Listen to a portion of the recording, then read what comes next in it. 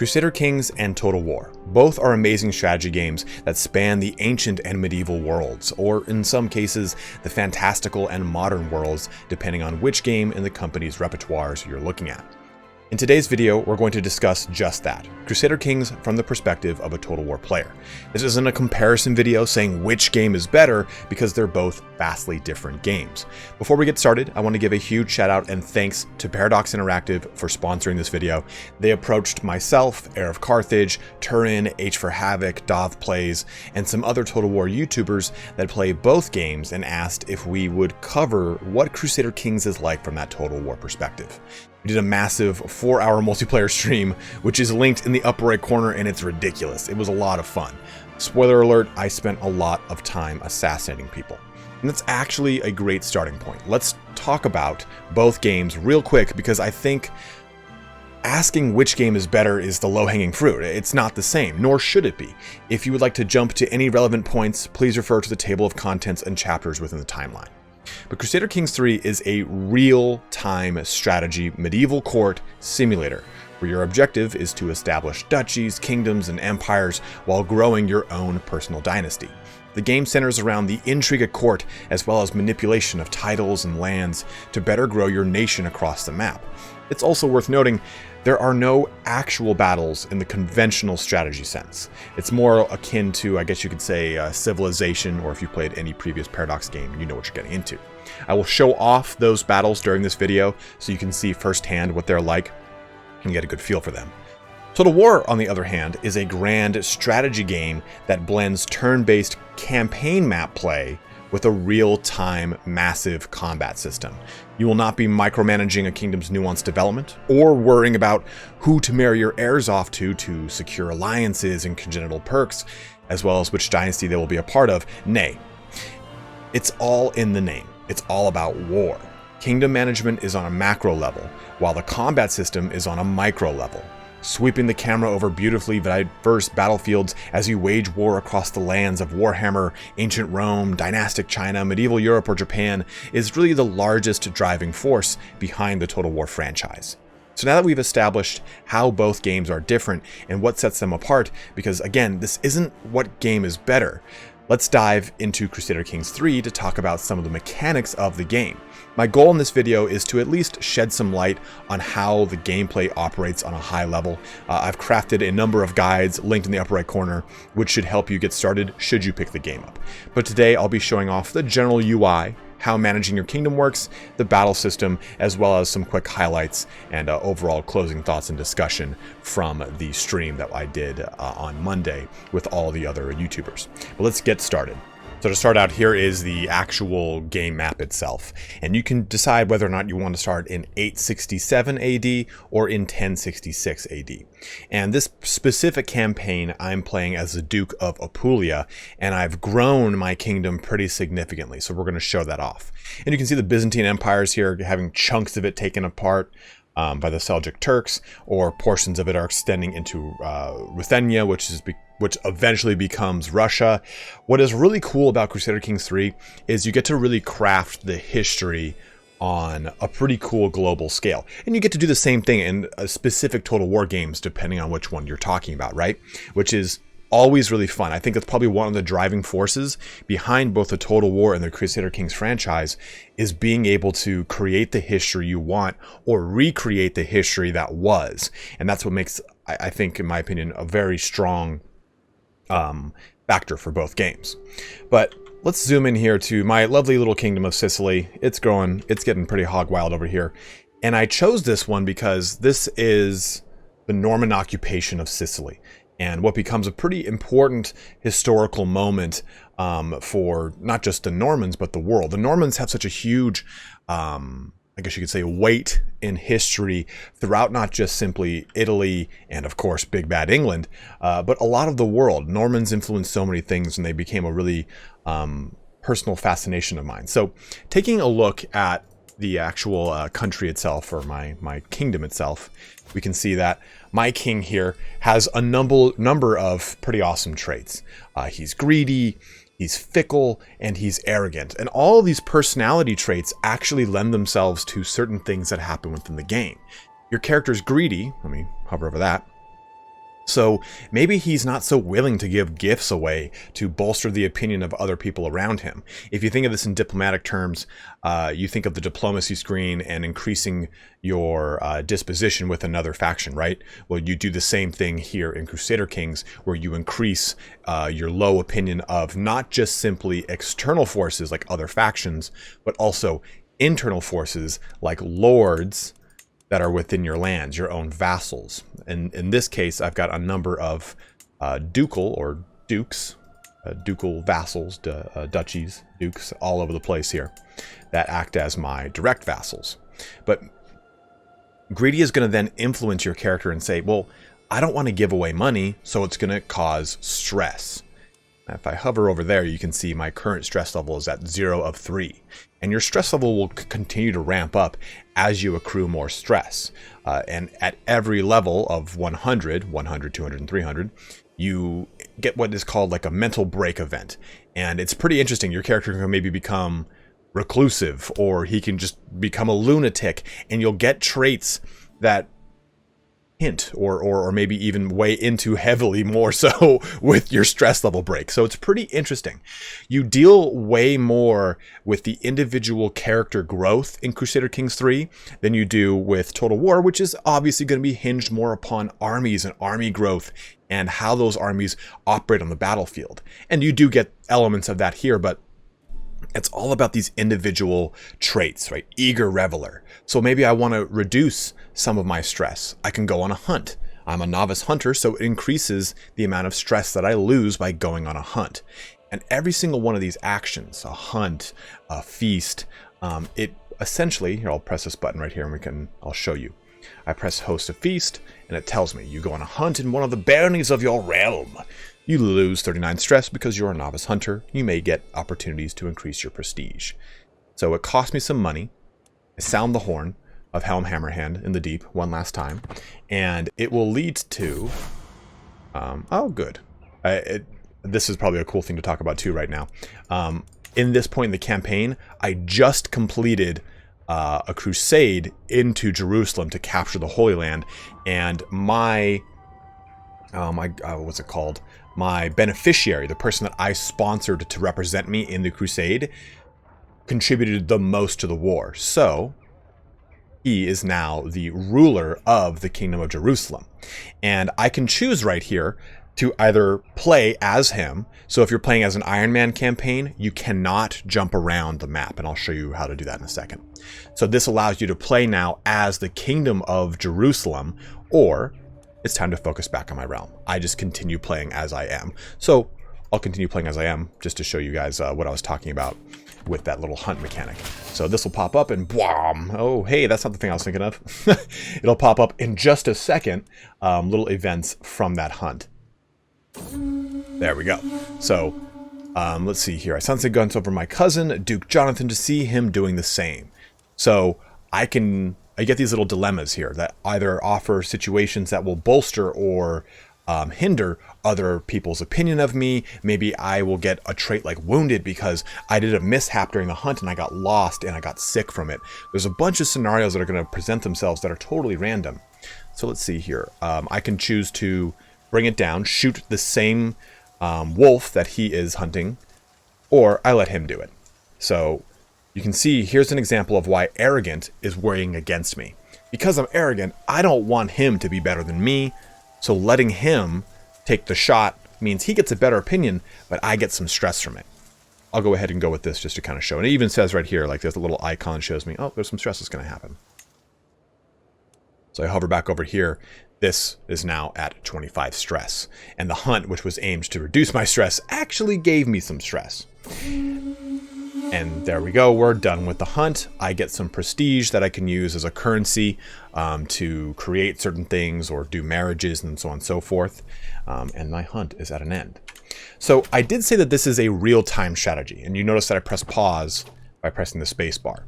Well, if you look in the lower right, I can switch to different times to increase how fast things are progressing on the map.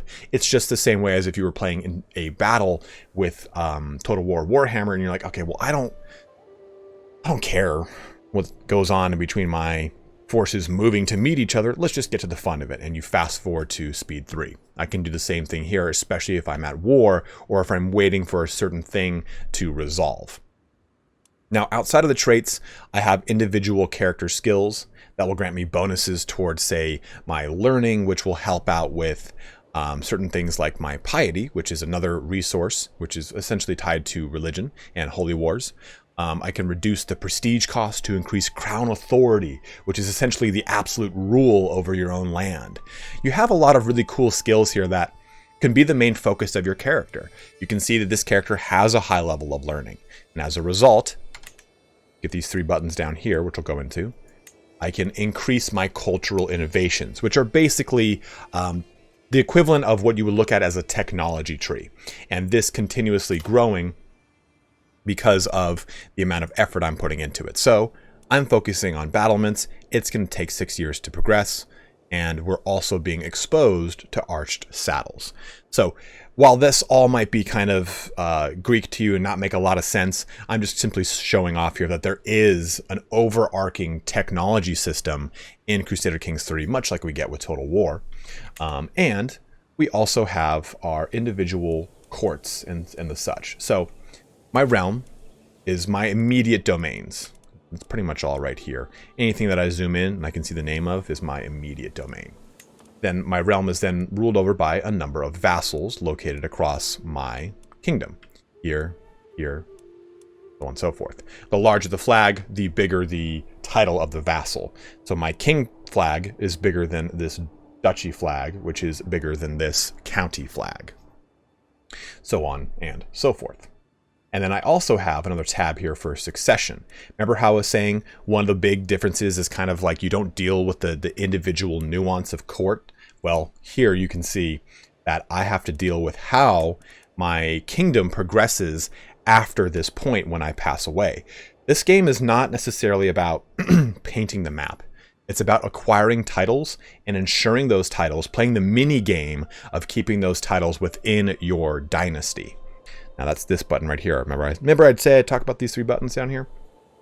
Well, this dynasty is my house, and the house has 41 living members, meaning that it will grow at a faster rate. The more living members, the more renown, this up here, that you gather to increase that.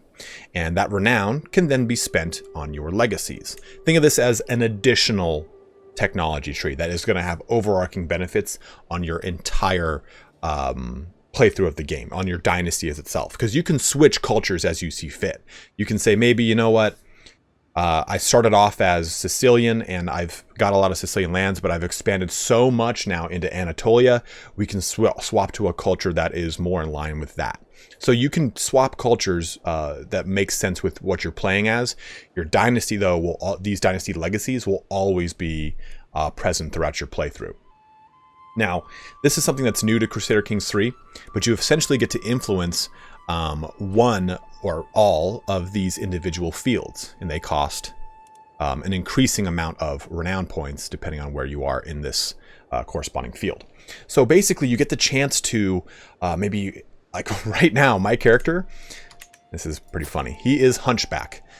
My son is Hunchback. You're probably wondering what my other son is. Well, he's Hunchback. I'm leading a legacy of Hunchback badasses forward.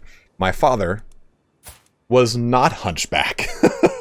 So it's kind of become a running joke with this, because I did stream this campaign that I'm just going to have all of these Hunchback children that end up becoming these massive emperors of portions of Italy. But you can kind of essentially breed it out by using this blood line dynasty legacy. Chance of inheriting a good congenital trait, which Hunchback is not, increases by 30%, or getting a new one by 30%. Basically, this one will reinforce it. Resilient bloodline is the one I'm looking for. Chance of inheriting bad congenital traits minus 30%. So we want to get that out of the bloodline. This is how we can really do it. Or maybe we want to focus mainly on warfare, and we can go down this whole entire line to get access to House Guard men-at-arms. So you can really kind of play this however you want. And that's the nice thing about this game, is that you focus entirely about how you want to approach it from your own historical standpoint, your own alternative history, as it were. And as you look at your individual court, You get your military, where it's represented on the map. Let's go ahead and just raise all armies like this. And I will jump to a save where we're jumping into an actual fight, but this is your army for all intents and purposes, and it will not change. This is as close to a battle map as you get, but I'll show the battle at a later point in this video. But as we progress forward, you can also see your council, which will influence certain acts throughout the game for you, helping you to do a lot of skullduggery with your spy master, or help you out with your individual armies with your marshal, or help out with managing your lands in the foreign and internal relationship of your vassals with your chancellor. Your steward here will help out with taxes, your archbishop will help out with piety, and your spouse can actually lend her skills or his skills directly into your own to increase what you're dealing with. And then as you progress down here, we've got our court, which is filled up with courtiers and other individuals that you can marry off to knights, which are part of your military tab. Here's all your knights. These guys are basically like the hero section, if you want to think of it from a Total War Warhammer perspective, or agents, if you want to think of it from that perspective, but they don't go across the map. Your agents from a Total War perspective would mainly be the people here in your council. Like your spy master would be a spy in Total War Attila, or in Total War Medieval 2, or Rome 2, or in Shogun, so on and so forth. Archbishop will deal with converting land. So you see the comparisons here from that point of view. Intrigue is my little menu here that's going to go over all the many secrets and hooks that I maybe have developed on people throughout the land. Like, okay, I'm trying to sway Duke Mark Hamill over here so he likes me more, because he doesn't like me too much. But hooks and secrets, I've already got some pretty good ones on other individuals within my court. Like my son here is a deviant, which now that I read that right now in this video, I'm like, damn it, I have to fix that. So you can see that you get these secrets on people that you can use as either a minor or a major hook that you can then force them to do certain actions for you or join alliances with you. There's a lot of really great advantages for these hooks. But you also have your list of secrets. I murdered someone. I've got illegitimate children. I'm a non-believer. So these things either are actions you've done for yourself, like I created these illegitimate children because I found a lover out of wedlock, and there you go. I did the act of murdering. But non-believer is a bit of a, not necessarily random scenario, but I created it maybe by doing a lot of dilemmas that the dilemma text told me, hey, this is a cynical decision. And over time, I created myself as being a non-believer. So there's a lot of really cool, interesting mechanics that kind of come in here over time. Factions are going to be essentially what you would look at as low public order revolts in your territory. If we're thinking about it from a Total War nomenclature and perspective, these things will gain in strength up to this little dash mark and then offer an ultimatum. Either they want independence, like a Liberty faction, or they want their own nation away from you in the event of these populists. So there's a number of ways that this could all work. Now then, lastly, we have our decisions. And these are kind of like these nice, cool, overarching objectives. Kind of think of this as your long and short campaign objectives, but decisions kind of give you these really cool, big targets to focus on.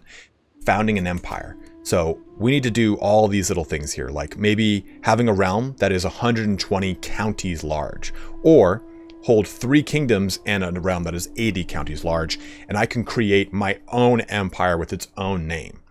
Now, what I mean by that is, if I take a look at the map here, this is just the map as it is, who controls what.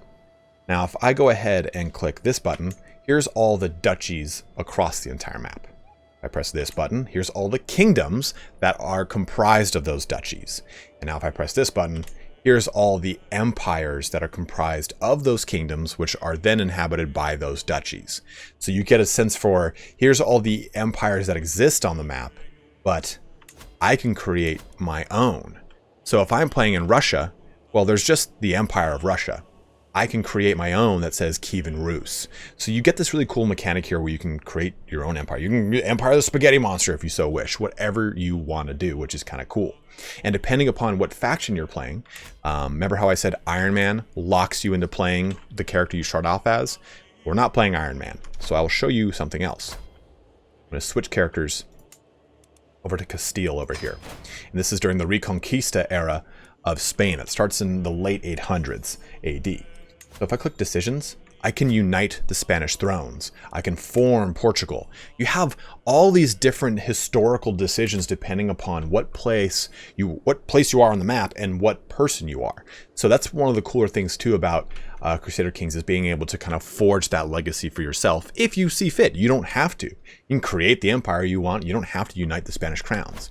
That's probably one of my favorite things about the game. But now that we've kind of covered the game on a high level, I've showed off the UI, we've talked about some things, let me just quickly show you what a battle looks like, and then I'll give you guys my closing thoughts, showing some highlights from the stream that we did, but mainly me just kind of talking over them. Here's a save now where we're about to get into combat, and I can tell before even moving in what's going on. So you can see little swords clashing, that means it's an enemy. These little flags, that means it's an ally, and my army is about to hit with them. If I hover over this, it gives me an idea of what's about to happen with the fight. It tells me I'm going to win decisively, and I'm going to slow down time as it makes contact, and we'll go into some stuff. So there's a lot of interesting things that occur when you play battles in Crusader Kings 3. There is a lot of strategy behind it, despite what it looks like. This is the fight. It doesn't get any different than this. It just stays right here. So to quickly kind of give you a kind of primer on this, I did a whole big ass video on it. There are 4 stages to the battle. The movement phase, which is right here, the early battle phase, the late battle phase, and then just everything resolving, either retreating or consolidating if you're the winner. And the battle itself is dependent upon the terrain. That's going to give you either advantages or disadvantages to your men-at-arms, which are denoted by little icons up in this corner here. But if I hover over this, it tells me that military effects for being in the mountains is that the combat width is 50%. Now this can get a little confusing, so I'll explain it in the best way I can. Combat width is essentially how wide your soldiers can be in the given terrain. And it'll take both the forces' armies and divide them in half in this situation because it's 50%. So it'll take both numbers. So if I hover over this, it'll actually tell me. It'll give me the combat width, which is 681. And then the base, which is half the total of all soldiers at the start of the battle. So it adds everything up at the start and then divides that number, says that's the base. So each side can only have half of that amount. So that's the base right there. So you can see that this is going to be a pretty interesting situation where I am a numerically superior army, but they have less soldiers, but are pretty much at the cap of their combat width. So this allows numerically superior or inferior armies to get the upper hand in certain situations. So you can use stuff like choke points and such that you would normally use in a total war combat map. It's just the game's going to do this through what you would consider RNG. So I'm going to press, I'm going to unpause and let it kind of go as is. And our knight Dido wounded Jonathan Drango. So I can see that I have 12 knights and he has 6 knights. And as this battle progresses, our knights are going to wound each other. Maybe other combatants, like just a nameless soldier, will wound or kill one of my knights or their knights. Or maybe it'll even happen to one of our commanders. You don't really know. Having high martial ability and prowess will allow you to kind of dodge through that because your character is that much more skilled in combat, or the individual knights. But it's a really interesting way to kind of do combat. There is still a lot on the line, and it is still very anxiety inducing because you don't know what's really going to happen. You don't have direct control over the ability to move a specific character out of a fight. It's just going to keep rolling as it is. Every 3 days, a new role is created. So our knight killed their knight, which is cool. Every 3 days, these numbers change. And the difference of those two numbers is going to either give me a combat bonus or a combat penalty. When it's a positive number, I think it's 2% per, and when it's a negative number, it's still 2%, but it's now a bonus for the opponent. But just kind of keep rolling, and you can see where our advantages and their advantages kind of line up here. So now they are in negative. It's -2 for me, so they get a 4% damage increase. Now I get a 2%, so on and so forth. And we're letting it kind of go through. So now it's in the pursue and retreating phase, where you see this number right here. These are basically the routed number of enemies, and on both sides actually. And in this phase, it basically looks at the pursuing value of your men-at-arms versus their screening value.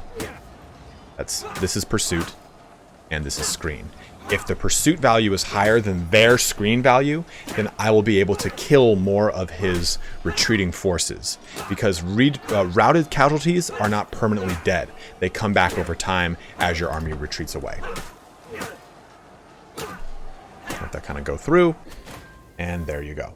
So we have actually captured someone in that fight, and I can see the results of this victory right here. I can see that my knights killed 162 men, and we lost none of them. My levies got 109, and we lost 125. Same thing with my light footmen. Then I can actually click into my knights and see which ones did what, or who got wounded and killed. Like, okay, this guy got killed. It'll have a little icon for if they got wounded. Yeah, so this guy was wounded in battle. So you do get some granularity from here. But again, this is not the massive battle of Total War, but there's still quite a level of nuance and anxiety and strategy here. It's all about trying to place your soldiers on the map that's going to give you the most advantage for your men-at-arms and be able to bring the most number for you to bear, versus defeating your enemy's men-at-arms on a better terrain that would work against them and keeping you in some sort of advantage numerically. In this case, I overwhelmed them so much by numbers that it wasn't much of an issue, but you can still use those kind of choke points in mountains and hills, or even forests and plains, whatever it is, to try and get the upper hand on your opponent. Let me jump into now just some closing thoughts on Crusader Kings 3. I thought this video was going to be like 15-20 minutes, and it never is the case with me. But my kind of closing thoughts here are Crusader Kings 3 and Total War are vastly different games. They do share a lot of similarities when you kind of look at certain things, like maybe agent actions, or that historical connotation or ability to kind of write an alternative history, stuff like that. Both games have their own merit, so it's not fair to compare and say which one is better. I can just simply tell you, this is what Total War does really well, which we all know it to be, and this is what Crusader Kings 3 does really well, which hopefully you now get a better opinion of by the end of this video now. And this, the stuff you see behind you is me playing multiplayer, which is a lot of fun. Multiplayer is basically, you're playing the game like you would single player, but the other players in the server are taking the place of those respective factions. So for example, I was playing Brittany in northwestern France, and Turin was playing over in Munster in Ireland. And we were having a little bit of an alliance going as we tried to pick apart the Duke of Aquitaine, which was played by H for Havoc. And we basically teamed up and nonstop tried to assassinate himself or his heirs, and just try to create so much havoc for him, quite literally. While he, on the other hand, was doing that back to me, and his numerically stronger army was just rolling through my lands. Then you have Dov Plays, who was down in Iberia, and he was using his character to seduce every one of our characters' wives. And then you had Heir of Carthage down in Carthage, expanding up into Sardinia. It was just such bedlam, because we were all going at each other's throats in one way or another. So Crusader Kings 3 is an amazing game, and it is a very different game than Total War. And you can see on the channel, I've been enjoying playing it. I'm excited to cover the future downloadable content that's coming out for the game, as it always does. They usually have support for these games many years after their initial launch. They also have an amazing workshop filled with tons of mods that you can sub in. Someone made one where you can play the entire map in the Bronze Age. Another one where you can play the entire map as vampires. So there's a lot of longevity attached to the game outside of just the vanilla gameplay. So hopefully now, after this video, you have a better idea of how Crusader Kings 3 plays into the strategy genre, and how it maybe differs, or how it's comparable to portions of the Total War series. But thank you so much for watching here today. Don't forget to like, subscribe, comment below, all that kind of fun action. If there's some mechanic that I didn't really go over, or one that you'd like explained because it's one of the big things you're wondering about, a huge question mark when it comes to Crusader Kings 3, go ahead and leave a comment, ask me the question, and I will go ahead and I'll answer it as best as I can. But as always, thank you so much for watching here today. Have a good one, and take care.